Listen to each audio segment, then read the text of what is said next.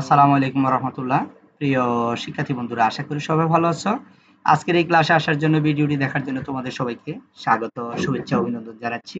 প্রিয় শিক্ষার্থী বন্ধুরা, আমরা যথারীতি আমাদের নতুন কারিকুলামের নতুন বই নবম শ্রেণীর ডিজিটাল প্রযুক্তি 176 পৃষ্ঠার সমাধানটি আজকে তোমাদের সাথে শেয়ার করব। ইতিমধ্যে আমরা একেবারে ডিজিটাল প্রযুক্তি বই নবম শ্রেণীর শুরু থেকে কিন্তু আমরা পৃষ্ঠা নাম্বার অনুযায়ী কিন্তু আমরা বিভিন্ন ক্লাসগুলো সমাধান করে দিয়েছি। বিভিন্ন বাড়ির কাজ হোমওয়ার্ক গুলো ছিল, এগুলা কিন্তু আমরা সমাধান করে দিয়েছি। তো আজকে যথারীতি 176 পৃষ্ঠা সমাধানটি আমরা তোমাদের সাথে শেয়ার করব। সেটা হচ্ছে শিক্ষণ অভিজ্ঞতা 6 ডিজিটাল প্রযুক্তি এবং বৈচিত্র্য। এখানে সেশন হচ্ছে 4। ইতিমধ্যে আমরা 1, 2, 3 আলোচনা করেছি এবং বিভিন্ন যে হোমওয়ার্ক গুলো ছিল এগুলো কিন্তু আমরা করে দিয়েছি। তো আজকে যথারীতি সেশন হচ্ছে 4 এর ডিজিটাল প্রযুক্তির দায়িত্বশীল ব্যবহার, কিভাবে ডিজিটাল প্রযুক্তি ব্যবহার করবে দায়িত্বশীলতার সহিত, এটা নিয়ে আলোচনা। গত সেশনে আমরা ডিজিটাল প্রযুক্তির নেতিবাচক প্রভাব রোধে আমাদের করণীয় সম্পর্কে জেনেছি। সেই সাথে আরো জেনেছি ডিজিটাল প্রযুক্তি ব্যবহারের ক্ষেত্রে আমাদের কি ধরনের নৈতিকতা বজায় রাখতে হবে। আমাদের নিশ্চয় মনে আছে, এই অভিজ্ঞতায় আমাদের শেষ কাজটি হবে সেমিনারের একটি মাল্টিমিডিয়া প্রেজেন্টেশন করা।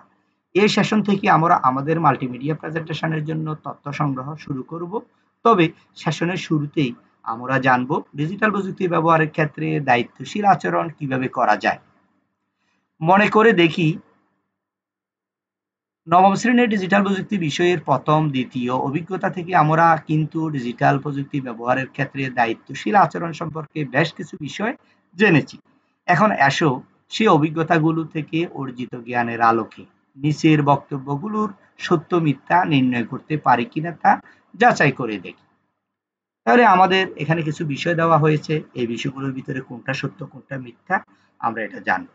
তোমাদের 176 পৃষ্ঠার ভিতরে দেখো ছক আছে হচ্ছে 6.5।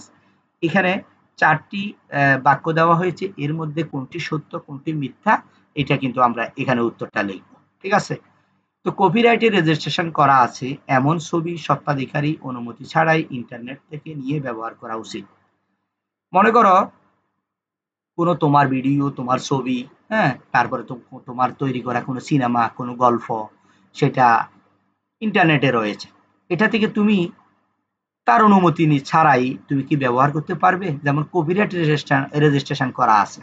এটা সরকারিভাবে রেজিস্ট্রেশন করা আছে। কিন্তু তুমি এখন তার স্বত্বাধিকারীর অনুমতি ছাড়া, তার থেকে অনুমতি না নিয়ে তার ছবিটা তুমি ব্যবহার করবা, ছবিটা তুমি তোমার ব্যক্তিগত কাজে ব্যবহার করবা ইন্টারনেট থেকে ডাউনলোড করে নিই। তাহলে এটা কি আসলে এই ঘটনা এটা কি সত্য হবে না মিথ্যা হবে? দেখি আমরা, এটা হচ্ছে মিথ্যা হবে। ঠিক আছে? তুমি চাইলে অন্যের কোনো ভিডিও, অন্যের কোনো ছবি, অন্যের কোনো লেখা, অন্যের কোনো কবিতা, অন্যের কোনো গান তুমি নিজের ব্যবহার করতে পারবা না যদি সেটা কপিরাইট রেজিস্ট্রেশন করা থাকে। কপিরাইট রেজিস্ট্রেশন করা থাকলে তুমি এটা করতে পারবা না। যদি রেজিস্ট্রেশন করা না থাকে, তার অনুমতি নিয়ে তুমি কি করতে পারো? তোমার ব্যক্তিগত কাজে এগুলো ব্যবহার করতে পারবে।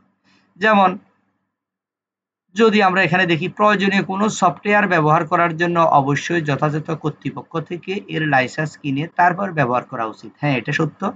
তুমি যদি তোমার কম্পিউটারের ভিতরে কোনো অ্যাপস ইনস্টল করো, তারপরে যাই তোমার কোনো সফটওয়্যার ইনস্টল করো, মনে করো ভিডিও তৈরি করার একটা সফটওয়্যার, তারপরে মনে করো উইন্ডোজ, হ্যাঁ, বিভিন্ন সফটওয়্যারগুলো যখন তুমি তাদের ওয়েবসাইট থেকে ডাউনলোড করে নিবে, তুমি ফ্রি ডাউনলোড করতে পারবে না, তাদেরকে টাকা দিতে হবে। টাকা দিয়ে তাদের ওয়েবসাইটটা তুমি ব্যবহার করতে হবে, তাদের সফটওয়্যারটা তুমি ডাউনলোড করে তারপরে ব্যবহার করতে হবে। টাকা দিতে হবে। টাকা না দিয়ে যদি তুমি কপি করে কারো থেকে চুরি করে কপি করা ব্যবহার করো, তাহলে কিন্তু এটা হবে দণ্ডনীয় অপরাধ। এটা কিন্তু ঠিক হবে না। আর বিশেষ করে কোনো ক্র্যাক ভার্সন বা কোনো কপি করা ভার্সন, কোনো কপি করা কোনো সফটওয়্যার বা অ্যাপস তোমার কম্পিউটার বা তোমার মোবাইলে ব্যবহার করো, তাহলে সেটা তোমার জন্য খারাপ হবে এবং তোমার ডিভাইসটা নষ্ট হয়ে যাওয়ার সম্ভাবনা রয়েছে। অনুমতি ছাড়া কারো ছবি সামাজিক যোগাযোগ মাধ্যমে শেয়ার করা উচিত নয়। মনে করো তুমি কোনো অনুষ্ঠানে গেলা, কোনো অনুষ্ঠানে গিয়ে কারো একটা ছবি তুমি ভিডিও করলা অনুষ্ঠানটা, তারপরে কারো কোনো একজন লোক তোমার বন্ধু হতে পারে, তোমার বান্ধবী হতে পারে বা কোনো বিখ্যাত লোকের হতে পারে, একটা ভিডিও করলা, একটা ছবি তুললা, তুলে তুমি তুমি সামাজিক যোগাযোগের মাধ্যমে তুমি কি করে দিলে? আপলোড করে দেওয়া। কিন্তু এটা কিন্তু উচিত নয়। তাহলে এই কথাটা কি সঠিক না মিথ্যা? তাহলে এটা সত্য। কারো ব্যক্তিগত ছবি, কারো ব্যক্তিগত ভিডিও তার অনুমতি ছাড়া ছবি তোলা এবং ফেসবুকে সামাজিক যোগাযোগ মাধ্যমে প্রকাশ করা, আপলোড করা এটা কিন্তু উচিত নয়। অবশ্যই তার অনুমতি নিতে হবে। ঠিক আছে? তারপর হচ্ছে ৪ নাম্বার হচ্ছে ডিজিটাল মাধ্যমে কেউ কিছু শেয়ার করলে তা যদি আমার পছন্দ না হয়, তাহলে সেখানে কটূক্তিমূলক মন্তব্য করা উচিত। মনে করো কেউ একজনে একটা ছবি পোস্ট করলো, একটা লেখা দিল, হয়তো এটা তোমার পছন্দ না, তোমার ভালো লাগেনি তার কথাটা, তার ছবিটা, তার ভিডিওটা, তাহলে তুমি এটা ওভারলোক করে যেটা দেখবা না তুমি, হ্যাঁ, না দেখে তুমি চলে যাবা। কিন্তু এটা দেখে তোমার কাছে ভালো লাগে নাই, এজন্য তুমি কেন এটাকে তোমার বাজে মন্তব্য করবা, আক্রমণাত্মক কথা বলবা, তাকে বিভিন্ন বাজে কমেন্টস করবা, তাকে কষ্ট দিয়ে কথা বলবা, আঘাত দিয়ে কথা বলবা, এটা কিন্তু উচিত নয়। তাহলে এই কথাটা কি সঠিক না মিথ্যা? তাহলে এটা মিথ্যা। তাহলে আমরা আমাদের জীবনে আমরা যে সামাজিক যোগাযোগ মাধ্যমগুলো ব্যবহার করতেছি, ফেসবুক, ইনস্টাগ্রাম, তারপর হচ্ছে টুইটার, তারপর হচ্ছে বিভিন্ন মেসেঞ্জার গ্রুপগুলো আছে আমাদের, হোয়াটসঅ্যাপ গ্রুপ রয়েছে, ইমি গ্রুপ রয়েছে। এখানে কে একেক জনের একেক কথা বলবে, একেক পোস্ট করবে, একেক লেখা পোস্ট করবে, ছবি দিবে, ভিডিও দিবে। এটা আমার ভালো নাও লাগতে পারে। যদি আমার ভালো না লাগে তাই বলি আমি এখানে বিভিন্ন বাজে কমেন্টস করব, হ্যাঁ, বাজে কথা বলবো, তাকে আক্রমণ করে কথা বলবো, এটা কিন্তু ঠিক নয়। তারপরে ৫ নাম্বার হচ্ছে ডিজিটাল মাধ্যমে কোনো তথ্য দেখলে প্রথমে তার উৎস যাচাই করে সত্যতা নিশ্চিত হয়ে তারপর শেয়ার করা উচিত। তুমি এমন একটা ভিডিও দেখলা, এমন একটা ছবি দেখলা, তোমার কাছে এটা খুবই খারাপ লাগলো বা তোমার কাছে এটা খুবই ভালো লাগলো, একটা ভিডিও দেখলা, তাহলে এটা শেয়ার করা উচিত। ঠিক আছে? এখন শেয়ার যে তুমি করবা, আসলে এটা ভিডিওটা কোত্থেকে আসলো? কে আপলোড করলো? এর ছবিটা কে ১ম তুললো? এটা তোমাকে সত্যতা যাচাই করতে হবে। ঠিক আছে? তুমি সত্যতা যাচাই না করে ভিডিওটাতে কমেন্টস করে দিলা, ভিডিওটা শেয়ার করে দিলা, হ্যাঁ? তোমার শেয়ারের কারণে তো অন্যের ক্ষতি হতে পারে। তোমার একটা কমেন্টস এর কারণে অন্যের ক্ষতি হতে পারে। এজন্য এটা হচ্ছে মূলত সত্য। ঠিক আছে? আমরা আমাদের অনলাইনে সামাজিক যোগাযোগ মাধ্যমে আমরা কত ধরনের ভিডিও দেখি, দেশের বিরুদ্ধে, সমাজের বিরুদ্ধে, কোনো ব্যক্তির বিরুদ্ধে, কোনো গোষ্ঠীর বিরুদ্ধে, এভাবে আমরা বিভিন্ন ভিডিওগুলো দেখি, বিভিন্ন ছবি দেখি। আসলে এগুলো হচ্ছে অনেক সময় এগুলাকে এডিট করে তৈরি করা হয়। এগুলাকে একটা সম্প্রদায়ের ভিতরে ঝগড়া লাগানোর জন্য করা হয়। কোনো ব্যক্তির সাথে ব্যক্তির ঝগড়া করানোর জন্য হয়। কার সম্মান নষ্ট করার জন্য করা হয়।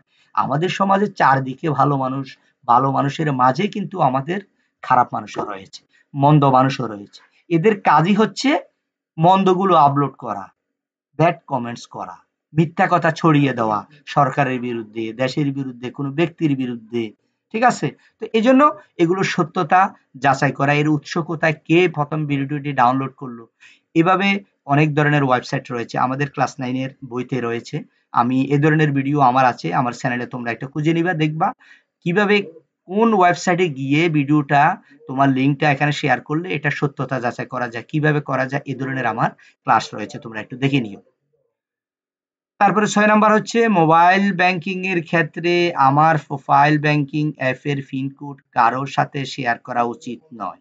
যেমন আমার মোবাইল ব্যাংকিং রয়েছে, হ্যাঁ, নগদ রয়েছে, বিকাশ রয়েছে, উপায় রয়েছে, হ্যাঁ, রকেট রয়েছে। এগুলোর যে অ্যাপের যে পিন নাম্বার রয়েছে, তারপরে হচ্ছে কি বলে এটাকে পাসওয়ার্ড রয়েছে, এটা কারো সাথে শেয়ার করা উচিত না।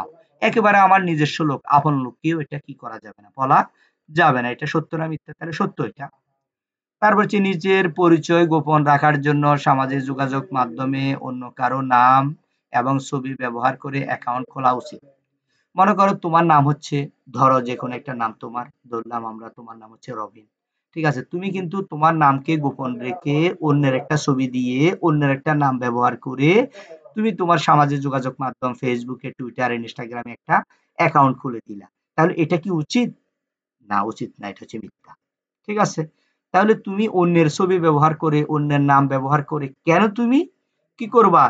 ফেসবুকে অ্যাকাউন্ট করবা, সামাজিক যোগাযোগে অ্যাকাউন্ট করবা। এটা সম্পূর্ণ হচ্ছে মিথ্যা এবং এটা হচ্ছে সম্পূর্ণ আইনত দণ্ডনীয় অপরাধ।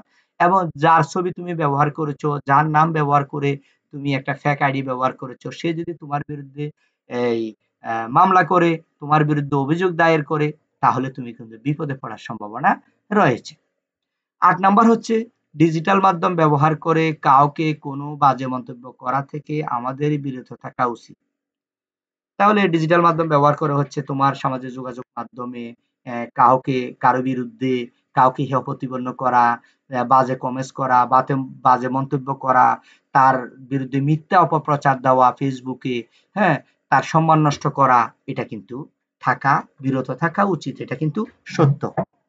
ঠিক আছে? দেখি এটা আমরা কি বলে, এটা হ্যাঁ সত্য। তাহলে এই ধরনের কাজও কিন্তু আমরা করব না। কারো বিরুদ্ধে, কোনো সমাজের বিরুদ্ধে, কোনো গোষ্ঠীর বিরুদ্ধে, কোনো দেশের বিরুদ্ধে, দেশের কোনো বিখ্যাত ব্যক্তির বিরুদ্ধে তার ছবিকে এডিট করে, তার ভিডিওগুলাকে এডিট করে মিথ্যা কথা, মিথ্যা সাজিয়ে তার বিরুদ্ধে বিভিন্ন অপপ্রচার চালানো, মিথ্যা প্রচার করা, এটা কিন্তু আইনত দণ্ডনীয় অপরাধ। প্রিয় শিক্ষার্থী বন্ধুরা, তোমরা যারা আমাদের এই চ্যানেলে নতুন এসেছো, অবশ্যই আমার চ্যানেলটা সাবস্ক্রাইব করে রাখবে, পাশে থাকা বেল আইকনে ক্লিক করে রাখবে, তাহলে নতুন নতুন ভিডিওগুলো খুব সহজে তোমার কাছে চলে যাবে। আজকের ভিডিওটি তোমাদের কেমন লেগেছে অবশ্যই কমেন্টস করে জানাবে। আর হচ্ছে, তোমরা যারা আমার সাথে অ্যাড হতে চাও, আমার বিভিন্ন ফেসবুক, ইনস্টাগ্রাম, টুইটারে অ্যাড হতে চাও, ফেসবুক গ্রুপে অ্যাড হতে চাও, আমাদের ডেসক্রিপশন বক্সে আমাদের লিঙ্ক দেওয়া আছে, চাইলে তোমরা ওখানে অ্যাড হতে পারো আমার সাথে। ঠিক আছে, সবাই ভালো থাকো, সুস্থ থাকো। আসসালামু আলাইকুম রহমতুল্লাহ।